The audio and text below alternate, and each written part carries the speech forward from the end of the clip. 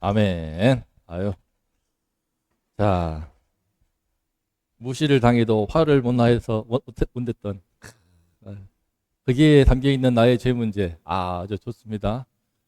참 이게 착한 이미지라는 게 참 이제 현상과 본질, 그죠? 나의 진짜 모습으로 살 수 있는 게 신앙입니다. 신앙.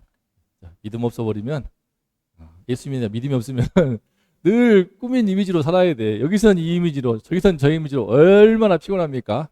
나 예수님을 정말 제대로 믿으면 내 안에 나와 밖에 나 최대한 일치시키면서 자유롭고 진실하고 거짓 없고 당당한 삶을 살 수 있는 줄로 믿습니다.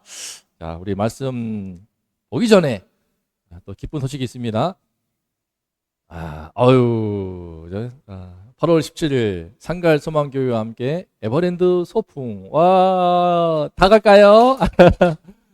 저는 안 가요. 저는 태워만 주고 잽싸게 도망갈 겁니다. 그러나 우리 아이들 하나님 안에서 하나 되는 행복한 하루가 될 수 있기를 바랍니다. 상갈 소망교회에서 우리 엎드린 소련에 갔다 오신 분들을 대상으로 하는 것 같은데 우리 교회도 초청해가지고 이제 무료로 가는 겁니다. 가서 즐거운 시간 갖기를 바라고 내일 출발은 10시. 오케이? 아침 10시 출발해서 11시까지 도착하기로 했으니까 도착해서 돌아오는 것은 야간 개장하기 때문에 밤 10시까지 놀고 싶지만 그러면 부천으로 또 학교에 또 가야 되고 다음날 새벽기도 드려야 되는 우리 입장이 있어서 7시까지만, 알겠습니까? 7시까지 놀고 교회에는 늦어도 8시에 도착할 수 있도록 하겠습니다. 자, 그런데 오늘 말씀 제목 시작. 다시 한번 시작. 하겠습니까? 내 앞에 없는데 하지 말고 그 말은 내 주변입니다. 내 앞에, 내 옆에, 내 뒤에 있는 한 사람을 영접하라. 오늘 말씀에 함께 통해서 주님께서 진짜 원하시는 것이 무엇인가 함께 배워보겠습니다. 자, 시작. 그곳을 떠나 갈릴리 가운데로 지날새 예수께서 아무에게도 알리고자 아니하시니 이는 인자가 사람들의 손에 넘겨져 죽임을 당하고 죽은 지 3일 만에 살아나리라 말씀하셨기 때문이더라. 그러나 제 아들은 이 말씀을 깨닫지 못하고 묻기도 두려워하더라. 가버나움에 이르러 집에 계실새 제 아들에게 물으시되 너희가 길에서 서로 토론하는 것이 무엇이냐 하시되 잠잠하니 이는 길에서 서로 누가 크냐 하고 쟁론함이라. 예수께서 앉으사 12제자를 불러서 이르시되 누구든지 첫째가 되고자 하면 못사람의 끝이 되며 못사람을 섬기는 자가 되어야 하리라 하시고 어린아이 하나를 데려다가 그들 가운데 세우시고 안으시며 제 아들에게 이르시되 누구든지 내 이름으로 이런 어린아이 하나를 영접하면 곧 나를 영접하며 누구든지 나를 영접하면 나를 영접함이 아니요 나를 보내신 이를 영접함이니라. 아멘. 말씀 보는 것처럼 예수님께서 지금 무슨 말씀하십니까?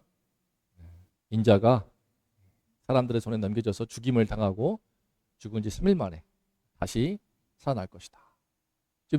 벌써 지금 몇 번째입니까? 2번, 3번째 말씀하시는 거예요. 이 가운데 지금 지난번에 주는 그리스도 베드로가 고백한 이후 처음 말씀하시고 이번에 2번째입니다. 지금 이게 장난이 아닌 거야. 그때 잠깐 예수님이 하신 말씀이 아니고 정말 예수님이 사람들의 손에 넘겨져서 배신을 당하여서 죽임을 당할 것이다. 그 다음에 사흘 만에 3일 만에 다시 살아날 것이다. 이 말씀을 하시는데 제 아들은 지금 이제 이 말씀을 듣고 이제 심각한 겁니다. 아까 읽어봤던 것처럼 이 말씀의 의미를 깨닫지를 못해. 깨닫지 못하는 것이 아니고 도저히 받아들이지 않는 거죠. 영광스러운 메시아 왕국을 꿈꾸고 있었는데 이분을 따르면서 내가 큰 삶을 살아보고 싶었고 이분 따라가는 가운데 내 인생을 바치고 젊음을 바치고 지난 3년 동안 모든 것을 다 바치면서 고생길을 자처했던 것은 이분을 통해서 이 나라에 새로운 변화가 있기를. 우리 어제 8.15 광복절 우리 독립운동가들 어떤 그런 마음이었겠습니까? 이 나라의 민족의 해방을 위해서 조국의 독립을 위해서 내 한몸 불사르겠다는 심정으로 그냥 폭탄 던져서 의거했던 윤봉길 의사도 그러하고 또 이봉창 그죠? 우리 하는 거 특히 제가 하는 거 누구죠 이거 안중근 의사 이토 히로부미를 저격하고 그런 분들 그렇게 해서 자기 싸운 겁니다. 예, 독립운동을 하면서 싸운 거예요. 나라와 민족의 독립을 위해서, 조국 해방을 위해서. 그런데 그런 꿈을 가지고 그런 비전을 가지고 따라왔는데 예수님이 갑자기 예수님이 죽는다고 해봐요. 예컨대 독립운동 하고 있는데 김구 알죠? 백범 김구 선생님을 최고로 여기고 따랐단 말이야. 이분을 위해서 이분이 그래서 죽으라면 죽었어요. 그래서 여기 이번에 이 도저보미가 상하이를 지나가는데 누가 해보겠는가? 근데 안 죽은 한 거래요. 여기다 가지고 당신이 해보면 어떻겠는가? 죽으라면 죽고 그냥 목숨 바쳐 한 겁니다. 제가 제일 좋아하는 영화 중 하나가 영화 암살인데 암살 부분은요 진짜 그 독립운동 하는 분들의 그 목숨 바친 그 희생과 헌신이 결코 정말 눈물겨우는 것을 느낄 수가 있어요. 그런데 김구 선생이 갑자기 내가 내일 이 가운데 간자가 있어가지고 밀정이 있어서 배신을 당하여서 내가 조만간에 죽을 거네 한다고 해봐요. 물론 이제 차마 뒤에 3일 만에 다시 살 것이다 말은 못하지만 그런 말 하면은 그냥 누굽니까? 그 밀정이 누굽니까? 이래가면서 너냐 하가면서 안 되십니다. 제가 지켜드리겠습니다. 이렇게 하지 않겠습니까? 악해지지 마십시오. 근데 예수님이 그게 아니야 지금. 그때 이제 이 말도 못해. 지난번에는 예수님이 이런 말씀했다가 베드로가 그냥 안 됩니다. 제가 예수님을 지켜드리겠습니다. 무슨 말씀이십니까? 마음 악해지지 말아주십시오 했다가 사탄아 물러가라 하지 않습니까? 참아 어떻게 말은 못하고 이거 도대체 그만큼 받아들이기 힘든 거예요. 깨닫지도 못하고 묻기도 두려워해. 서로 자기들끼리 모여가지고 야 뭐냐 대체 정말 죽으신다는 거냐? 설마 그런 뜻이겠어? 하면서 모여가지고 그런 뜻 아니겠지. 뭐 다시 산다고 하시잖아. 너무나 분명한 뜻인데 말씀인데 그만큼 부활을 받아들이기 힘든 것도 있지만 그만큼 내 마음의 꿈과 내 마음의 큰 일을 해보고 싶고 내가 한번 주님 따라가지고 조국 해방과 민족의 독립을 위해서 한번 나를 불살아보고 싶은 그런 큰 꿈, 그런 큰 비전 이런 것들이 있는 겁니다. 얽혀 있는 거야. 그러면서 내가 한번 한 자리 해보고 싶고 그런 것들이 얽혀 있으면서도 그러나 마냥 불순하다고 폄하할 수 없어요. 정말 남들은 다 먹고 살려는 상황에서 다 버리고 가족 버리고 달려왔던 지난 3년간의 삶 너무나 귀한 거예요. 그런데 문제는 뭐냐? 이렇게 서로 막 힘들어하고 있는 가운데서 갑작스럽게 불꽃이 팍 터지면서 서로 싸우기 시작했어. 서로 싸우기 시작했어. 황당하죠. 백범 김구가 죽는데 이를테면은 독립운동가들끼리 서로 싸우는 거야. 서로 이제 마침내 뭐 큰 나라가 해방이 되면은 누가 백범 김구 선생 양쪽에 김원봉이 될 것인가 아니면은 뭐 누굽니까? 이렇게 저렇게 내가 그때 목숨 걸고 싸웠잖아 하면서 독립운동가들끼리 서로 내분이 나고 4분 5일 돼버리면 얼마나 우습겠습니까? 실제로 그랬다고 합니다. 많은 부분 그런 부분이 있다고 해요. 그런데 이거 지금 자기들끼리 지금 누가 그냥 싸우는 겁니다. 특히 우리 봤던 것처럼 변화산 예수님이 그 눈부시게 변화되는 그 모습을 봤던 3명 누굽니까? 3명? 누구야? 베드로, 야고보, 요한. 이 3명들은 특히 차마 예수님이 말하지 말랐기 때문에 공개 안 하고 있지만 뭔가 특별한 것을 본 것처럼 슬쩍슬쩍 눈빛을 보내면서 자기들만의 어떤 그 특권의식이 생길 겁니다. 그러면서 베드로 뭐니 해도 예수님을 내가 지금 저번에 그것도 했고 참 아무 말은 못하면서 하지 않겠습니까? 내가 또 주는 그리스도라고 대표로 말했고 어쨌든 너희들 다 솔직히 인정하잖아. 근데 옆에서 그냥 사탄아 물러가라 하지 않았겠습니까? 내가 진짜야. 형 전도한 거 나잖아. 안드레가 말할 수도 있는 것이고 야고보와 요한 두 형제들은 또 워낙 또 경계심이 심하기 때문에 내가 세례요한 때부터 정말 예수님을 알고 내가 제일 먼저 따라갔단 말이야 뭐 하면서 자기들끼리 얼마나 왈가왈부했겠습니까? 누가 크냐 소위 서열 경쟁. 예수님은 곧 십자가의 길을 가시면서 죽임을 당하시는데 자기들끼리는 누가 크냐고 서로 치고받고 다투고 있는 거. 어떻습니까? 이 그림이. 이게 우리 모습이에요. 이게 우리 모습이라고. 예수 믿는 성도들끼리 모이면요 마냥 천국일까요? 그렇지 않아요. 목사들끼리 모여도요 신학대학원에서 모이면요 누가 성적이 제일 높은지, 누가 또 설교학 실수하면 누가 설교를 제일 잘하는지, 이런 것으로 또 성적 나오면 누가 점수가 제일 높았을지, 이번 학기 장학금은 누가 받을지, 이런 것으로 한단 말입니다. 저 때부터 없어졌는데 마지막 수석 졸업장은요 미국 유학을 보내줍니다. 공짜로 생활비와 함께. 그거 얼마나 경쟁이 심한지 몰라요. 저도 초반에는 그 경쟁에 들어가가지고 제가 1등으로 입학했으니까 좋아. 한번 졸업할 때 1등으로 한번 해보자 해가지고 막 했거든요. 그래서 제가 꽤 잘 나왔죠. 1학기 때도. 근데 어느 순간부터 내가 학자 되려는 거야? 아니잖아. 나는 목회하려고 하잖아. 순간 각성이 일어나가지고 공부는 놓자. 대신 4.0만 넘자. 대단한 겁니다. 또요. 올 A 이상 항상 맞아놓고 놀고 다 놀고 교제하고 저보고 천재라고 그러더라고요. 선교사가. 아, 전사님은 천재야. 이러더라고요. 신나게 놀고 제주도 가고 그러면서 공부도 다 하고 설교 다 하고 애들 새 키우고 있으니까 사실은 발 밑에서는 그냥 막 물 밑에 오리와 같이 막 얼마나 열심히 사는지 모릅니다. 공부하고 있는데 동시미래 어렸을 때 와가지고 깨악 와가지고 아빠 뭐해요? 이러고 있는데 그러면 저리 가! 그러면 그러다가 또 5분 뒤 또 와갖고 아빠 뭐해요? 이러고 있으면 환장합니다. 그 와중에서 그 힘든 과목들 막 외우고 공부하고 시험 준비하고 레포트 쓰고 지금 생각하면 아무튼 신학대학원도 그러하고 성도들도 마찬가지입니다. 누가 크냐? 장로가 크냐? 안수 집사가 크냐? 이런 서로 집사들끼리도 누가 더 교회에서 큰 비중을 차지하고 있느냐? 예수님 다 아시고 이제 물어봅니다. 가버나움의 큰 도시에서 집에서 모였을 때에 깜짝 놀라지 애들이. 왜 놀라? 너희가 길에서 서로 토론하는 것이 무엇이냐? 예수님 다 아신 거야. 들으신 거야. 앞장서 걸어가지고 못 들으신 척 있지만 서로 뒤에서 하면서 싸우는 것들 다 아시는 겁니다. 이때 말을 차마 못하잖아. 예수님 말씀하시죠. 자, 시작. 누구든지 첫째가 되고자 하면 무사람의 끝이 되며 무사람을 섬기는 자가 되어야 하리라. 이게 좀 특별한 말씀하시죠. 예수님 일단은 책망하시지 않았어요. 큰 사람 되고 싶어하는, 첫째가 되고 싶어하는 그 마음은 인정해 주었습니다. 우리가 게으르고 안일하게 가늘고 길게 살자.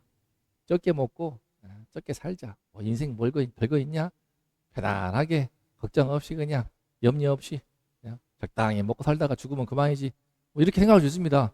그럼 편안하죠. 큰 고민도 없고 큰 근심도 없고. 근데 그것도 바람직하지 않아. 예수님은 인정합니다. 누구든지 첫째가 되고자 하면 이 말씀 뭐야? 어떻게 첫째가 되려고 와? 이 못된 것들아, 이 야심차고 야망만 있는 이 더러운 것들아, 이 불순한 것들! 이게 아니야. 이게.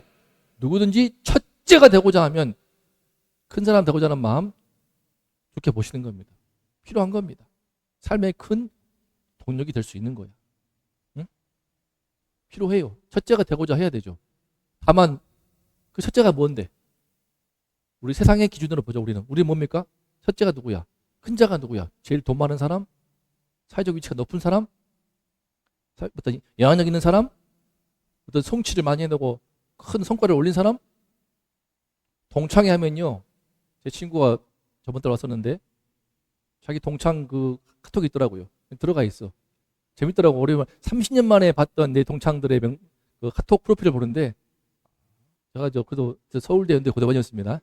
심화반이었는데 A반이었어요. A반, B반이 있는데 걔는 B반도 못 들어갔어. 그래서 항상 너는 쉽게 하고 싶은 대로 다 말하고 다니면서 희한하게 잘했다고 하면서 저를 그렇게 지금까지도 뭔가 좀 뭐랄까 좀 살짝 높이 본다 할까 그러더라고. 나는 다 읽고 있는데 그랬구나. 봤더니 그 친구 한 명 중에 하나가 전교 2등, 늘 전교 2등, 신현만이 얼마 전에 있었더라고. 수원에 수원지검에 이제 부부장 검사더라고요. 아직은 나이가 안 차가지고 부장 검사 아니고 부부장 검사 하다가 지금 강원도 원주에 있더라고요. 늘 전교 2등 하던. 저희 옆에서도 공부했어요. 같이 공부. 현만아 내가 수학 물어보기도 하고. 하지만 부동의 1등은 누군가? 문기창이었거든요. 문기창. 근데 걔는 안 보이더라고. 아무리 찾아봐도. 신현만이가 이제 사법고시 몇 대더라? 우리 큰언니, 우리 처형이죠. 사모님의 언니 남편이 변호사인데 고대 법대 나오고 그분보다 3년 늦게 있더라고요. 3년 늦게 사법고시에 되어가지고 지금 검사에 하는데, 그분 만약에 동창한다고 해봐. 그럼 어떻게? 걔가 제일 우리 검사님 할 거 아닙니까? 사회적 위치가 높다고 해가지고. 또 한 놈은 누구냐? 여기 용인에서 아파트 한 동을 다 지어다가 지금 분양 안 되고 있지만 재산이 100억이야. 100억 넘는 돈 가지고 투자해가지고 아파트 한 동을 다 짓다가 이제 좀 분양 안 돼가지고 고생한대요. 아무튼 제일 돈 많은 우리 그러면은 윤성환이 이렇겠습니까? 다 서로 지금 고등학교 때 함께 공부했지만 전에 듣는 거예요. 물어보더라고, 알려주더라고. 쟤 지금 학원 강사하고 있어. 쟤 서울대 지금 교수하고 있어. 쟤 지금 지금 서울 강남에 부동산 하고 있어. 재밌더라고요. 저랑 같이 기숙사 한 방 했던 애가 임병건이는 서울 부동산 강남에서 공인중개사 하면서 강남 한복판에서 돈 벌고 있고, 또 나랑 같이 참 택시타임에서 왔다 갔다 했던 조재영이는 지금 학원 강사하고 있더라고. 학원 강사가 꽤 많아요. 내가 물어봤어. 야, 그러면 내 졸업생 중에서 제가 19회더라고. 19회. 나도 몰랐어. 처음 알았어. 19회냐? 했더니 야, 이 새끼 그것도 모르냐 하더라고 저한테. 근데 19회 제 앞에 선배 중에 제일 잘 나간 사람은 이제 국방부 장관 출신인 서훈 국방부 장관이 이제 제 선배더라고요. 그런데 걔가 저기 딱 하면서 내가 물어봤어. 야, 목사는 있냐? 우리 졸업생 가운데 목사 있냐 했더니 없어. 너밖에 없어. 말하면 다 놀랄 것이다. 상범이가 목사 됐다고? 와, 맨날 깨 발랄해가지고 막 맨날 하게치던 상범이가 목사라고? 와, 이럴 거라고 하더라고요. 자, 어떻습니까? 동창회만 해도요, 누가 첫째인가? 지금 잘 나가는, 돈 많은, 인기 많은 걸까요? 서로 친구들도. 저도 이제 졸업해가지고 목회하는 저도 모이면요, 묘하게 그런 게 있어요. 내가 섬기는 교회에 성도가 몇 명인가? 그 내가 존도한 것도 아닌데 그냥 부임해가지고 들어간 건데 그래서 갑자기 그 본인이 큰 사람 되는 거예요. 이제. 묘한 그런 시각들이 또 존재하더라고요. 그래서 저도 그랬고, 근데 이게 아니구나. 어느 순간 각성이 일어나는 겁니다. 아니, 뭐 내가 다 전도했어? 아니잖아요. 은혜로 부름받아가지고 잘 관리해 보시다 중칙을 맡은 건데, 그러면 어깨 힘이 빡 들어가면서 내가 받는 사례비의 액수가 큰 자를 결정합니까? 내가 섬기는 교회에 성도 수가 많으면, 내가 섬기는 교회 건물이 용산에서 재밌었는데, 용산 사역할 때 땅값이 이제 한 평당 5천만 원이거든요, 여기가. 근데 평수가 7평이야. 그럼 땅값만 350이잖아, 350억. 그래가지고 제가, 우리 땅값만 350억에는 우리 교회에 수석 부목사님, 이렇게 하면서 제가 선임 목사를 놀렸거든요. 350억? 나한테 한 푼도 없는데? 이러면서 놀았는데, 자, 무엇이 첫째입니까? 무사람의 끝이래요. 나 때문에 갑니까? 또 무사람을 한마디로 무사람을 섬기는 자가 되어리라. 여기서 이제 뒤집어지는 거야. 하나님 나라의 가치관, 천국의 가치관이 여기서 뒤집어지는 거예요. 근데 저걸 이야기 쉽게 말씀드리면요, 천국은 마치 서로 잘 아는 거예요. 가족이야, 가족. 가족 안에서 누가 돈 많다고, 형제가 많다고 칩시다. 돈 많고 의사하고 교사하고 교수고 판사면은 이게 상석에 앉으세요. 앉아 큰 오빠. 여기 이리 와, 가운데 와서 맛있는 거 먹어 우리 큰형님, 이러겠습니까? 태어난 순서가 결정할까? 사회에서 성공한 순서? 돈 많은 순서?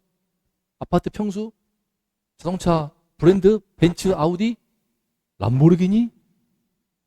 뭘 것 같아요? 다 필요 없어요. 정말 나를 사랑해주고 내 어려울 때 도와주고 또 치밀한 교제를 나누고, 그죠? 가족 안에서는 그가 진짜 제일 큰 자고, 부모도 믿고 자기 노후를 맡길 수 있는 그런 자녀가 되지 않겠습니까? 그죠? 무사람을 섬기는 자. 천국은요, 다 알아요. 서로 마음에 서로 가식을 떨 필요가 없어. 가면을 쓸 필요가 없어. 서로 다 알고 서로 이해하고 서로 품고 사랑하는 진짜 하나의 거대한 큰 가족, 그런 관계를 생각하면 됩니다. 재밌게도 우리 어머님 쪽은요, 좀 다 부자가 많습니다. 큰 삼촌이 제일 부자예요. 재산은 한 100억 이상으로 보고 있어요. 건축 쪽으로 하셔가지고 지금 현재, 근데 제가 못 본 지 2001년 3월 5일 날 입대하기 전날 뵙고 그 뒤로 한 번도 못 봤습니다. 지금부터 25년 전에 뵙고 한 번도 못 봤어요. 나머지 분들 다 뵙고 인사드렸거든요. 왜? 재산이 너무 많아버리니까 뭐 폄하는 건 아니지만 뭐 돈 빌려달랄까봐 그러신지 모르나 아무튼 관계를 다 차단했대요. 큰오빠인데 우리 어머니는 큰오빠 사랑 많이 받았대요. 어렸을 때는 큰오빠가 제일 큰 자였어. 큰오빠가 포크레인 사가지고 한 대가 두 대가 되고 10대가 되어가지고 큰 건설업을 해서 광주 송정리에서 거부가 되어서 우리 어머니는 어렸을 때 정말 대접받고, 비록 외할아버지죠. 아빠는 빨리 돌아가셨기 때문에 못 뵀지만 부족함 없이 컸다고 합니다. 정말 공주처럼 부잣집 막내딸로 정말 큰 거야. 재벌집 막내딸, 좀 과장한다면은. 하지만 크면서는요, 관계가 묘하게 벌어졌어. 묘하게 벌어지게 되면서 지금 우리 어머니도 큰오빠 만난 적이 없답니다. 거의 뭐 전화통화도 잘 안 되나 보더라고요. 누가 큰 자입니까? 누가 큰 자예요? 오히려 어머니 입장에서는요, 늘 대화하고 전화 하루에도 막 2번, 3번 통화하는 바로 위에 언니, 작은 언니, 이모. 그분이 한 번은요, 제가 신학대학원 때 내 통장에 좀 100만 원 좀 모여봤으면 좋겠다. 목회자 생활이 어렵다고 하지만 이거 와 진짜 100만 원이 안 모이더라고. 그 얘기를 사당역 카페에서 어느 자매 전도사하고 허참인가 전도사하고 같이 차 마시다가 예쁘장한 아가씨인데 제가 그런 말 하다가 저랑 같이 공부했거든요. 팀이어가지고 오해하지 마세요. 그런데 그 순간에 한 5분도 안 돼가지고 문자가 왔다니까. 성범아, 둘째 이모가 너 맛있는 거 먹으라고 100만 원 보냈다. 스케일도 커요. 100만 원. 그 순간 제가 하나님이 나와 함께 하시면서 야 자꾸 막 이런 짜잘한 거 가지고 매이는 거 하나님이 야 100만 원 가지고 그러냐. 내가 다 너는 이렇게 먼저 그 나라 의만 구해. 내가 다 책임지고 다 키우고 입히고 돌 거니까. 그런 믿음이 제 안에 확 들어왔던 결정적인 계기. 그때 부끄러우면서도 민망하면서 소름 끼칩니다, 여러분. 소름 끼쳐요. 아 진짜 뭐 이거를 우연의 일치라고 말하려면 말해. 하지만 난 나의 하나님이 있기 때문에 놀래가지고 제 안에 경제적인 생활에 대한 믿음의 큰 체험들 중에 하나가 그겁니다. 아 놀래가지고요 100만 원 다 썼습니다. 맛있는 거 실컷 먹고 다 썼어. 있는 것도 다 썼어. 신기한 건 그 뒤에 알았어. 야, 돈 많은 사람도 며칠 동안 100만 원어치 먹으라면 못 먹더라고. 못 먹어요. 우리 막 결제해가지고 막 30만 원씩 기억납니다. 마트 가가지고 30만 원 샀어 그때. 왕창 먹고 싶은 거 전복부터 해가지고 다 사가지고 특히 늘 지나가면서 집었다 갔다 했던 그 연어 초밥까지 해가지고 싹 사가지고 실컷 먹었던 기억이 납니다. 초대해가지고 막 대접하고 기억이 나요. 무사람을 섬기는 자가 되어야 돼요. 이것이 천국의 가치관입니다. 천국. 그죠? 우리 가운데서도 그렇지 않겠습니까? 근데요, 더 이해하기 쉽도록 예수님 더 말씀하시죠. 자, 갑자기 예수님이 저 어린아이 하나 데려오시더니요, 가운데 세우시고 품에 안아주시면서 갑자기 직접 데려오신 거야. 직접 데려와가지고 땡땡아 불러가지고 품에 안아주시면서 이와 같은 말씀하십니다. 참고로 잊지 말고 얘가 지금 같은 시대가 아닙니다. 뭐 어린이날 그런 거 없어. 얘들은 뭐야 그냥 밥 축내는 존재에 불과할 수 있어요.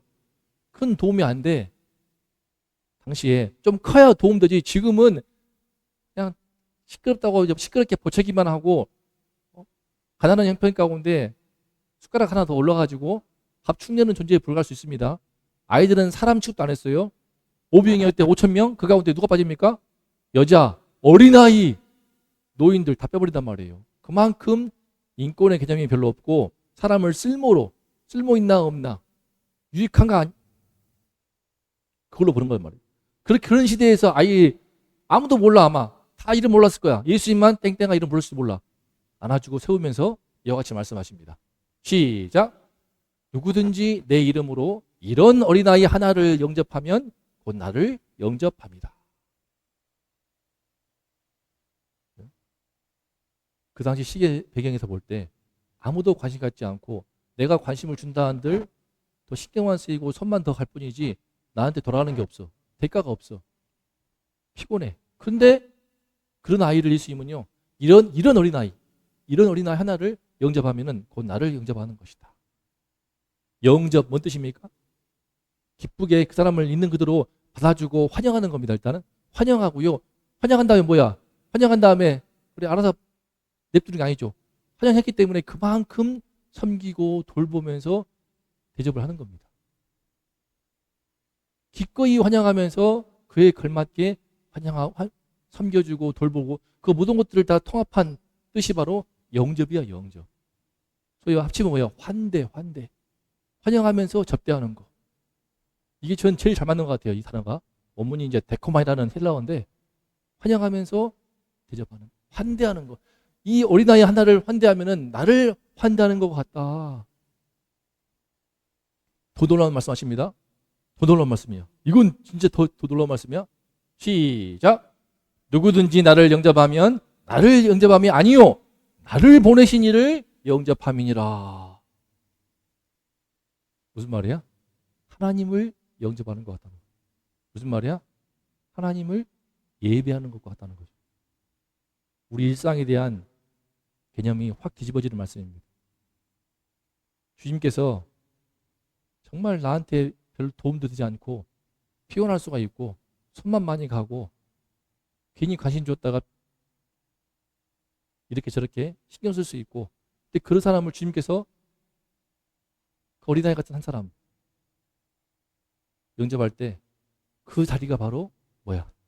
하나님을 예배하는 자리가 된다는 거예요.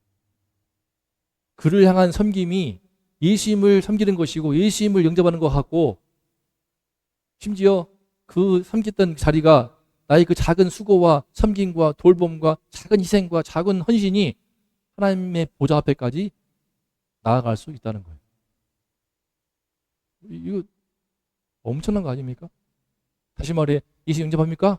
네, 아멘. 이게 아닌 거야. 그 입술 조동하려 가지고 다 아멘 이게 아니고, 말을 못하는 벙어리는 그러면 구원 못 받습니까? 내가 마음으로 믿고 입으로 시인할 때 구원을 얻는다 이랬는데, 그러면 입을 말을 못해 다쳐가지고, 그럼 시인 못했네, 말 못했네, 지옥 가라 하겠습니까? 그게 아니란 말이에요. 그죠? 입술이 가벼운 고백이 아니라 오늘 말씀 볼 때 어때요? 정말 나한테는 큰 도움도 되지 않고 늘 소외되고 관심 바뀌고 학교 나가면 뭐 좀 찐따야, 아싸일 수 있어.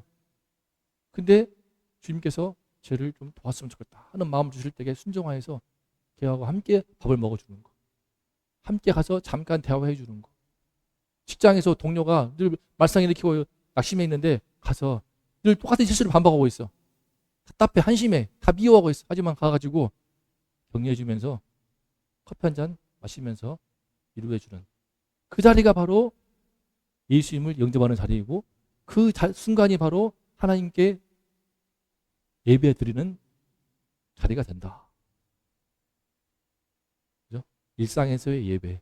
단순히 말씀을 읽으면서 이게 아니고. 그래서요, 한 사람을 왜 영접해야 큰 사람일까? 오늘 말씀 출발은 뭐였습니까? 누가 크냐 했어. 누가 크냐라고 다툼 속에서 예수님 하신 말씀이란 말이야. 무슨 말이냐? 한 사람을 영접하는 사람. 한 사람입니다. 이런 어린아이 한 사람을 영접하는 사람이 큰 사람이라고 말씀하시는 건데 왜 그럴까요? 시작.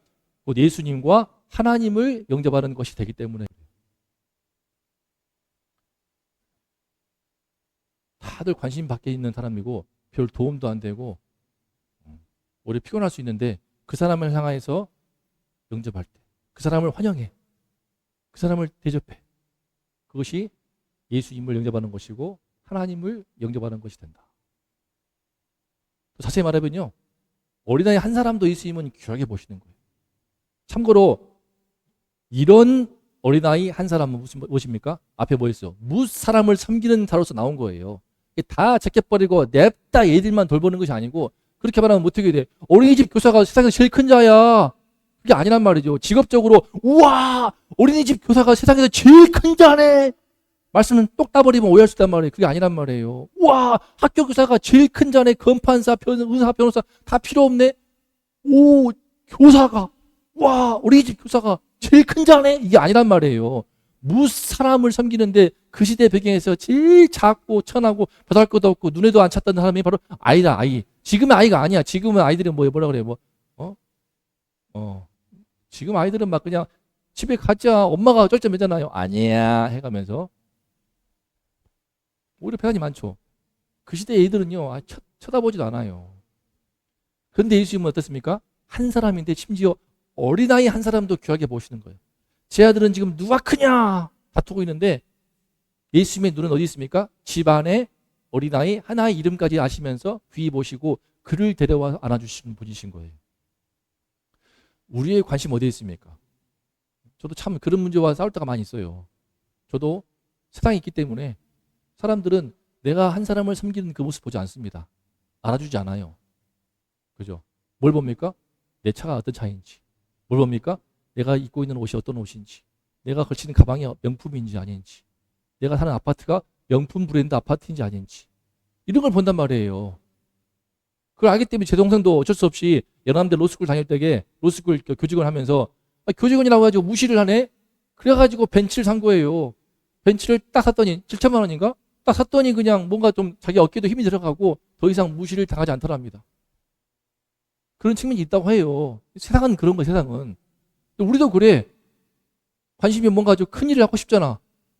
특히 우리 딸들은 모르겠습니다. 남자는 그런 게 있습니다. 그렇지 않습니까? 이 한 목숨 한번 나라와 민족을 위해서 한번 불살라 보면서 큰 일을 해야지. 같은 목회자 모임도요. 아, 저 사람은 큰 목회하는 사람이야. 이상하게 나눠요. 큰 목회, 작은 목회. 이렇게 이상하게 묘하게 등급을 나누는 게 있습니다. 아니라고 말해. 설교는 막 이렇게 하는데 모여서 올 때는 저 큰 목회하는 사람이야. 성도가 10,000명이래. 5,000명이래. 사례비가 1억이야. 이런 걸로 묘하게 나눈단 말이에요. 웃기죠? 실제로 그래. 근데 현실이야, 현실. 무섭죠? 천박하죠? 경박하죠? 추하죠? 근데 현실이라니까? 근데 예수님 어떻습니까? 우리 마음도 그러잖아. 우리 마음도 왠지 땅값이 350억이야? 이렇게 간단 말이야. 건물이 저거. 성도가 10,000명이래? 그럼 사례비가 얼마일까? 이렇게 저렇게 판공비 포함하게 되면은 막 1억 2억 되겠네? 대형교회 목회자들은 얼마 받는 거야? 심지어 제가 목사인 걸 알고 우리 사모님 병원에서 어느 간호사가 사회에 얼마나 안 좋은 풍문 돌았던지 제 남편이 목사입니다 했더니 그럼 돈 많이 버시겠네요. 그런 말 하더래요. 그런 말을 해. 아니라고 작은 교회 해가면서 직접 자립해야지 하고 있다고 그렇게 말하던데 납득을 못하지. 그런 교회가 있나? 워낙 언론에서 안 좋은 이미지 넣어놔가지고 세금도 안 내게 하면서 성도들 헌금 뜯어가지고 배불리면서 내 새끼는 공부 못해가지고 학원 보내기도 힘들어하는데 목사들 자녀들은 전부 다 미국 유학 보내고 있고 지금 그런 이미지란 말이야. 실제로 그런 죄악들이 많죠. 하지만 예수님 어떻습니까? 예수님은 그게 관심이 아니에요.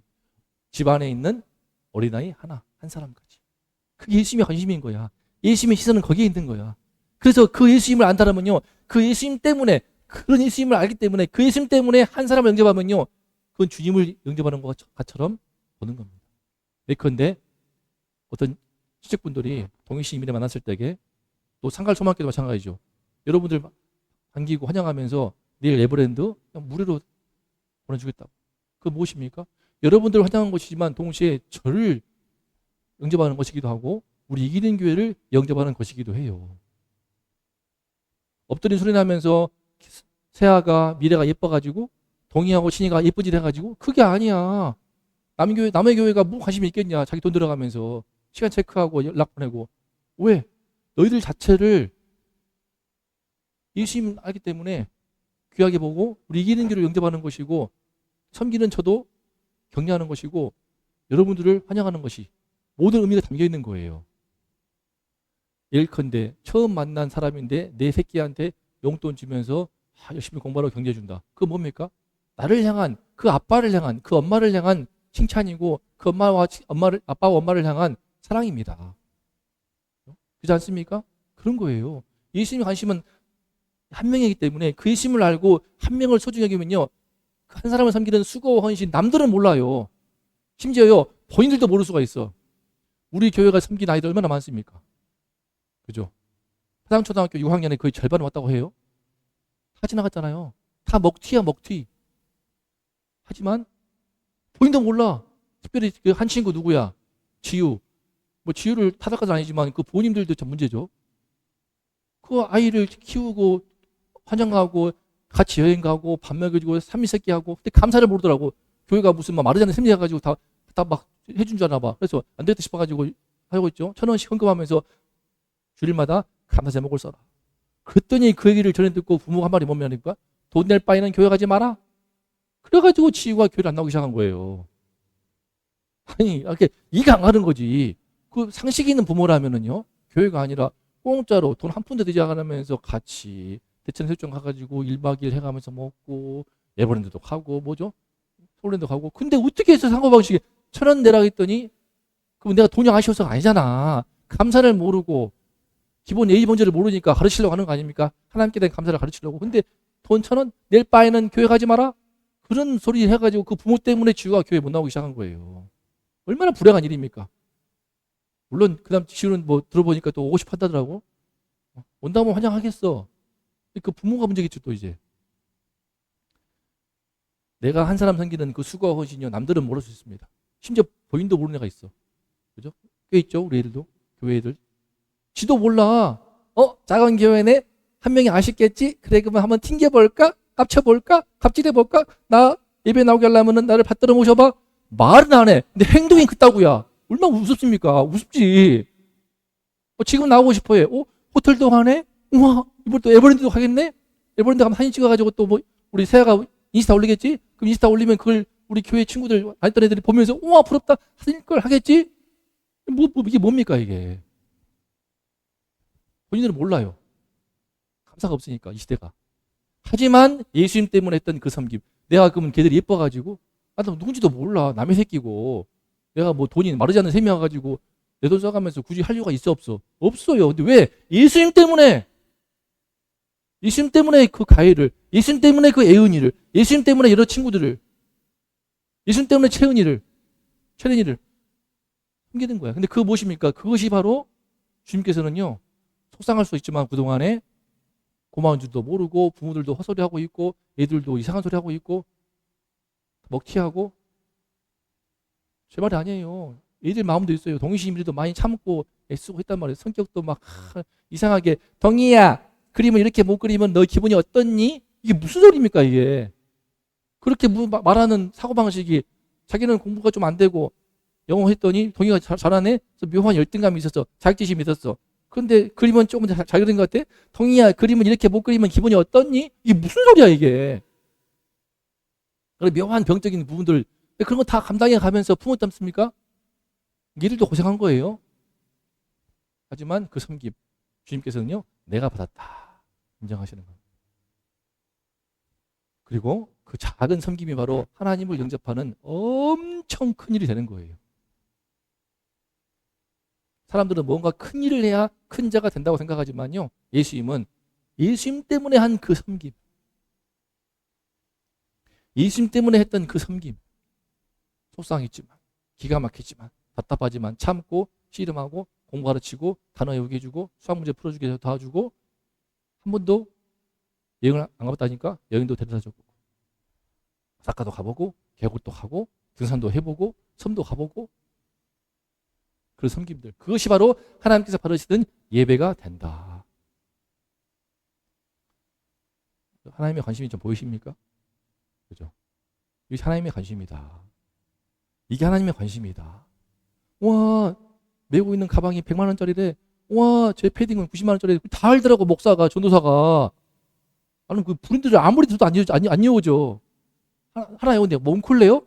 몽클레가 100만 원짜리인데 몽클레를 입고 있대. 미래보다 어린 한 애가 90만 원짜리예요. 운동화 뭐 걸레 같아. 근데 저게 80만 원짜리 이러더라고. 무슨 걸레 같은 운동화를 80만 원 이상한 거 뭐 하는 거야 대체. 이해가 안 가는 거야. 와 저 백이 2천만 원이래요. 무슨 소리 하고 있어. 2천만 원이 내 차가 1,500만 원인데 중고로 내 차보다 비싼 걸 걸치고 있네. 이게 무슨 세상이야 대체 이게. 근데 우리의 관심은 다 그런 데 있어 세상은. 목사들 모이도 성도가 몇 명이야? 1,000명? 2,000명? 사립이 얼마야? 교회 건물이 얼마짜리야? 땅값이 얼마야? 집이 얼마야? 세태가 얼마야? 이런 거 다. 나도 그래 인정해. 하지만 하나님의 관심은 뭐다? 한 사람. 심지어 어린아이처럼 별 가치 없고 날 힘들게 할 뿐인데 고마움도 몰라. 손만 많이 가. 신경 써야 돼. 대가가 없어. 윈윈 그런 것도 없어. 그러면요 어떻게 영접해야 될까? 그죠? 주님의 관심 많았습니다. 어떻게 영접해야 돼? 어떻게 큰 사람 되고 싶습니까? 어떻게? 시작. 예수님의 이름으로 한 사람을 받아들이는 것이. 누구든지 내 이름으로 어린아이 하나를 영접합니다. 이게 무슨 뜻이냐면요. 내 이름으로가 뭐냐면은 내 이름으로가 그 사람을 영접하는 환영하고 섬기고 환대하는 진짜 이유인 거예요. 무슨 뜻이냐? 그 사람이 괜찮아서가 아니야. 그 사람이 훌륭해서가 아니야. 그 사람이 착해서 잘생겨서 예뻐서 사람이 성품이 좋아서 그런 게 아니라고. 또 그 사람이 상편이 딱해가지고 동정심 때문에 연민 때문에 또 나랑 친해가지고 친밀함 때문에 그런 게 아니라고. 그동안 쌓아온 정 때문에 그런 게 아니라고. 아니야 그런 게 아니야. 뭐 때문에? 예수님 때문에. 예수님 때문에. 뭐 이렇게 말씀드리기 뭐하지만 사실은 우리 이영호 이사님 작년 12월 달에 연락 왔을 때 사실은요 우리 교회 개척할 때부터 전화가 왔어. 우리 교회 오고 싶다고. 제가 그래서 처음 고백하는 겁니다. 수신 차단했어. 자꾸 전화 오길래 수신 차단했어요. 안 된다. 내 모교에서 성도님 오게 되버리면 큰일 난다. 해가지고 사실 또 있었습니다. 땀은 있었어도 네, 수신 차단했어. 근데 폰이 망가졌어. 작년 10월 달쯤에 망가진 거야. 안 되지? 폰을 갈았어. 갈면서 전화번호가 싹 다 지워져 버린 거예요. 그래가지고 어느 날 12월 달인가 전화가 왔어. 누구지? 받았더니 이영호 집사님이네. 그런 거였어 사실은. 이영호 집사님 그동안 한 번씩 전화했겠지만 안 받았을 거예요. 왜? 내가 했거든. 수신 차단했어. 낯선 번호가 받았다가 이영호 집사님이네. 그래가지고 이거 어떻게? 그럴 수도 없고. 그래서 잘 지내시냐고 해가면서 교회 오고 싶으시다고 이거 그 순간에 그래. 이건 또 하나님의 뜻이 아닌가. 예수님 때문에. 김 목사야, 이영호 집사 좀 외로운 것 같다. 잘 섬겨라. 저는 개인적으로 그렇게 받아들였습니다. 개인적으로 좀 처음 고백하는 거예요. 예수님 때문에. 저는 모교와 걸려 있어가지고 혹시 이 영상 보면서 누가 오해할 수 있는데 안 보더라고. 다행히 안 봐. 작은 교회 영상 안 봐. 관심이 없어. 너무 좋아. 안 봐. 그래서 난 내 마음대로 말하는 거야. 걱정 마세요. 보면 어쩔 건데. 예수님 때문에 기꺼이 받아들이고 환영하며 섬기. 그런데 한 6개월쯤 지나가지고 우리 집사님이 자꾸 하시는 말씀. 이 교회 와가지고 많이 치유되고 얼굴에 웃음이 돌아오더라. 너무 감사하더라고 그거. 그 말씀이 주님께서 하시는 어떤 칭찬처럼 들리더라. 뭐 나한테가 아니고 우리 사모님도 그러고 다 마찬가지야. 예수님 때문에. 예수님 때문에. 내가 전화기 그때 망가지지 않았으면요. 지금도 집사님은 그냥 수신 차단에 돼 있을 거란 말이에요. 그러나 우리 집사님, 바꿔 말하면 집사님 우리 교회 식구로 하나님께서 하나님 나라의 백성으로 환영하시기 위해서 내 폰을 멀쩡한 폰이 망가져가지고 안 돼. 다 되는데 전화만 안 돼. 그 전화가 제 폰을 지금 사모님의 병원에 음악 틀은 정도로 쓰다가 다시 돌아왔습니다. 비싼 건데 20만 원, 30만 원짜리가 하는데 전화만 안 돼. 이해가 안 가. 다 우리 이영호 집사님 때문에. 그런데요. 그래서 오해하지 말 것은요. 두 번째, 어린아이만 아닌 거예요. 오늘 말씀 제목 뭡니까? 내 앞에 있는 한 사람을 영접하라. 가까운 사람을 받아들이는 데서 시작되는 겁니다. 저 멀리 영접할 사람을 찾지 마세요. 지나가는 애새끼 빵 주는 거 쉬워요. 근데요, 늘 보는 사람, 매일 직장에서 보는 사람, 매일 집안에서 보는 가족들, 내 배우자, 징글징글한 내 배우자, 내 아들들, 내 딸, 안 일어나고, 방 청소 안 하고, 지저분하고, 내일 주일인데 새벽 1시에 들어와가지고 그냥 시끌시끌 해가면서 할 거 다 하면서 최소한의 해가면서 양치 다 하고 있고, 세면 돌아가면서 물 씌우고 있고, 문 쾅쾅 하고 있고, 그러다가 됐다 혼나고, 내 딸들, 징글징글하죠. 매일매일 혼나도 안 좋은 버릇 못 고치는 딸들, 아들, 친구, 동료, 만나면은 피곤하게 하고, 직장에서 늘 눈꼴 사납게 하고, 피곤하게 하고, 실수하고, 똑같은 실수 남발하고 있고, 징글징글하다 잘라버리고 싶어. 어떡하겠어? 차라리 애들은요, 귀엽기라도 하지. 늘 보는 왼수. 우리 왜 권사님이 웃으실까? 근데요, 그 사람의 어린아이 같은 부분들이 훨씬 힘들어요. 차라리 지나가다가 예쁘게 아이들 환영하고 빵 주는 것은 재밌기라도 하지, 귀엽기라도 하지. 늘 보는 내 친구, 반의 친구, 가정의 언니, 동생, 아빠, 딸, 청소 안 하고, 손녀, 손주. 근데요, 왜 서툴어? 설거지를 시키니까는 막 쨍그랑 죄송해요. 또 미숙해. 방 청소를 하라고 했더니 그냥 막 왔다 머리카락을 정리하랬더니만 물티슈를 막 엄청 써버리네. 나는 한 장 가지고 싹 하는데 한 장 뽑아가지고 이러고 있고, 쓰레기통을 버렸더니 쓰레기통에다 이러고 있고, 눈치도 없어. 정말 없어. 실수도 똑같은 실수 반복하고, 이기적이고 자기 중심적이고, 지가 먹은 설거지 지가 하는 게 그렇게 어려워? 하기 싫어. 그게 나 또 싸우고 있어. 또 황당한 것은 설거지를 안 하기 때문에 아침에도 기름이 쪄져 있는 후라이팬에다가 컵을 딱 올리고 있네. 그러면 어떻게 합니까? 컵에 기름이 묻을 거 아니야. 아니, 기름 가득한 후라이팬에 어찌 컵을 올릴 생각하냔 말이야. 어떻게 생각을 해? 아무 생각이 없는 거야. 내가 왜 이쪽을 보고 있지? 눈이 일로 가고 있네. 그런데 이런 그런 가까운 사람, 그 한 사람, 내 앞에 있는, 내 앞에 다 있네? 내 앞에 있는 한 사람, 내 옆에 있는 한 사람 다 마찬가지입니다. 저도 그 한 사람이 되겠죠. 받아들이는 데서부터 시작됩니다. 그게 예배인 거예요. 그게. 그 일상이. 그 자리가. 교회 나와서 공예배 일주일에 한 번 드리지만 안 나와도 돼요. 교회는 그냥 주일만 드리고 매일 교회 나오는 거 저 별로 안 좋아해요. 뭐 새벽기도 하면 좋죠. 근데 매일 나와서 뭐 하자는 거예요. 교회에서. 일상에서 내 배우자를, 내 자녀를, 내 친구를, 내 이웃을, 내 동료를 저 이기적이고 집 밖에 모르고 실수남발하고 펴툴고 미숙하고 답답하고 하지만 그 사람을 받아들이는 영접하는 데서 시작된다.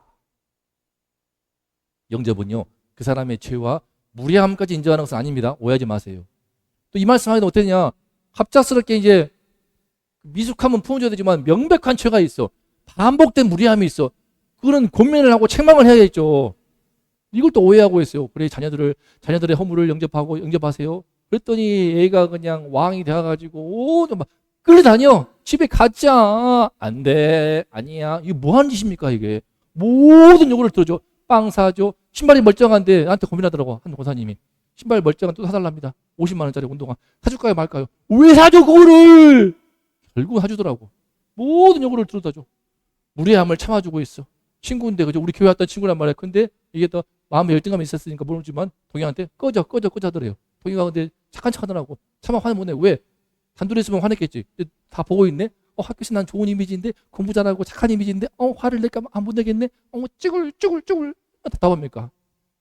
참 모질하는 구석들이 있지 않습니까? 그게 아니란 말이야. 그 영접이 아니야. 무례함을 참아주고 잘못을 방임하고 그죠? 그게 아니란 말이죠. 나윤이가 그런 악한 죄 문제가 있다는 것을 진작 말해줬다면요. 저는 그 엄마와 함께 대화하고 씨름했을 것 같아요. 나중에 한참 지나가지고 그걸 몇 개월 동안 감춰주고 그건 친구가 아니야. 그 잘못을 덮어주고 그 말이 안 되는 그런 죄악 가운데 있다는 것을 빨리 알려줘야 그 엄마와 씨름을 하고 하든지 뭐 쫓아내든지 어쩌든지 간에 회개를 시키고 책망할 거 아닙니까? 어떻게 말이 됩니까? 차마 입에 삼기 힘든 그런 문제, 지금도 그런 문제가 있다고 합니다. 어떡합니까? 그건 영접하는 게 아니란 말이야. 한 사람을 영접한다는 것은 무엇입니까? 정말 그 미숙함은 품어주는 거야. 기다려주는 거지. 기다려주고, 품어주고, 도와주고, 또 도와주고, 씨름하고, 답답하도 참고 인내하고, 설거지 또 안 하냐? 또 내가 해주는 것이죠. 인내하고, 품어주고, 또 프라이팬 기름 위에다가 컵을 올렸냐? 참아주는 거지. 또 해주고, 또 방 청소 안 해가지고 온갖 머리카락 가져가고 있냐? 그러냐? 참아주고, 해주고, 또 말 안 듣고, 덜그락덜그락 배려가 안 돼 있어. 자기 중심이기 때문에. 하지만, 무례하다. 버릇이 없다. 심지어 온라인 채팅해가지고 이상한 남자 만나고 있다. 그걸 어떻게 가만둡니까? 그거를. 어느 부모가, 어느 목사가, 그래 만나가지고 잘 지내라. 좋은 모텔 가. 이거 미친 거 아닙니까? 이건 있을 수가 없는 일이지. 있을 수가 없는 일이지. 그걸 어떻게 덮어주냔 말이야. 이걸 덮어주는 것이 영접이 아니란 말이야. 덮어주고, 괜찮아. 오냐. 끌려다니고. 신발 멀쩡한데 버려놓고 50만 원짜리. 폰 멀쩡한데 팔아버리고 100만 원짜리 또 사주고 있고.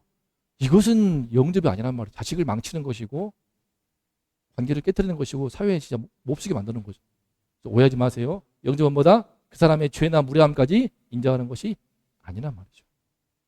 결론적으로 우리는 말씀에서 시작! 내 앞에 있는 한 사람을 영접하라. 이것이 하나님의 관심입니다. 한 사람. 누구? 어린아이 같은 한 사람도. 내한테 돌아올 대가가 없어. 대가가 없어. 오래 피곤할 수 있어. 하지만 예수님의 이름으로 주님 때문에 주님께서 환대해라. 주님께서 섬겨라. 내 마음은 맞지 않아. 답답해. 미숙해. 꼴보기 싫어. 그럼에도 불구하고 뭐 내 배우자니까 내 아내니까 내 새끼니까 그게 아니라 예수님 때문에 영접할 때 또 영접하는 것이 그게 아니에요. 끌려다니고 하라는 거 해달라는 거 다 해주고 선을 넘고 불러시고도 그래 알았어 뺨 때리고 착 때리지 마 팍 괜찮아 이게 아니란 말이에요. 어리석은 지혜가 그렇게 지혜가 없어. 그렇게 분별력이 없어. 답답해 미치겠어. 영접하라고 했더니 끌려다니고 있고 바보 같은 소리 듣고 있고 무시를 당해도 힝 하고 있고 이건 이렇게 그렇게 분별력이 없을까? 진짜 영접이 무엇인가?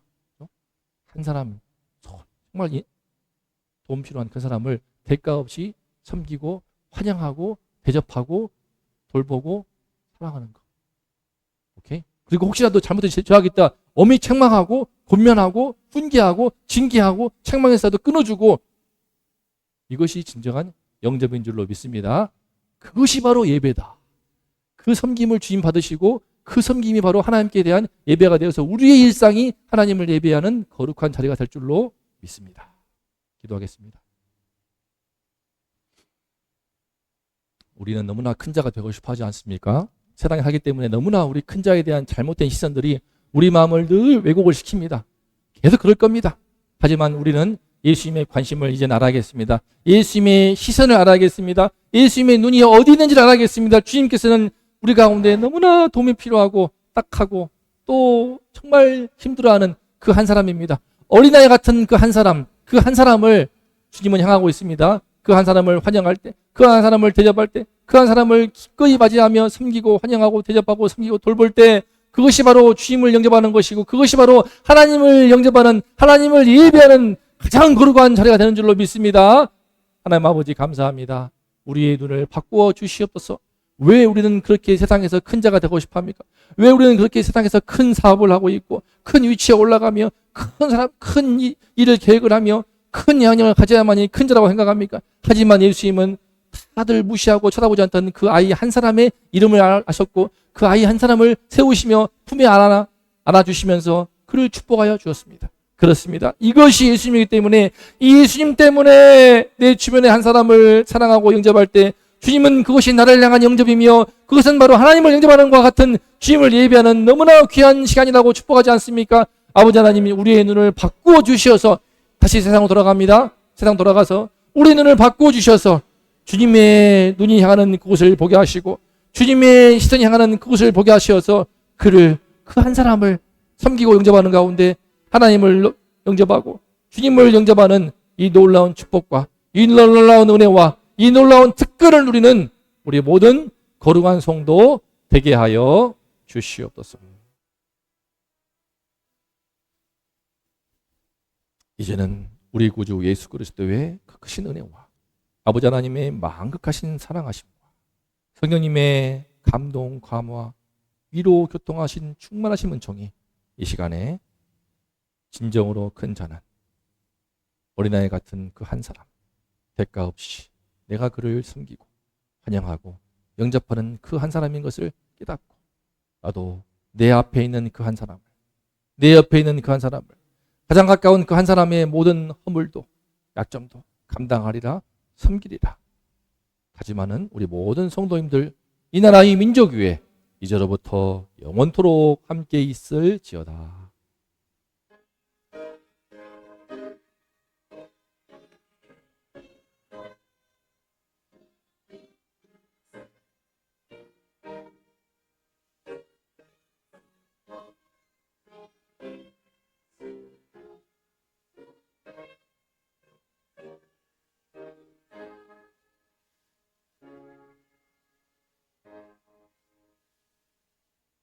시작. 내 앞에 있는 한 사람을 영접하겠습니다. 다시 한번 시작. 내 옆에 있는 한 사람을 영접하겠습니다. 안 하네. 다시 한번 시작. 내 옆에 있는 한 사람을 영접하겠습니다. 박수.